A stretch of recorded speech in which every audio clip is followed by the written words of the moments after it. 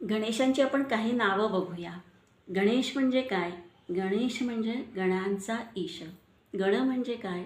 गण म्हणजे समूह. समूह कसला? कुठल्याही गोष्टीचा समूह.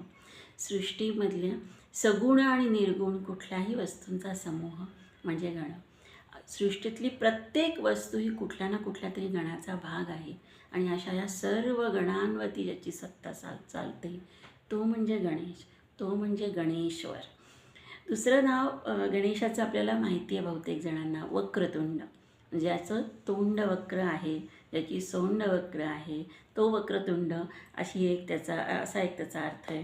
दुसरा, वक्रान तुंड इति वक्रतुंड. जो वक्र नजरेने बघतो चांगल्या माणसाकडे, त्याचं ताडन करणारा तो वक्रतुंड. आणि विश्वरूप अशा त्या नराचं जे तोंड आहे ते स्वानंदरूपी तोंड आहे. त्याला खूप त्याच्याकडे मुखाकडे बघून आनंद निर्माण होतो, तो म्हणजे वक्रतुंड.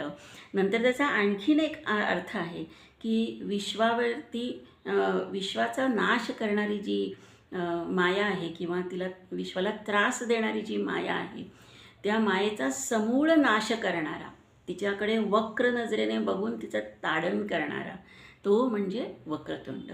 असे हे विविध वक्रतुंड शब्दाचे अर्थ आहेत.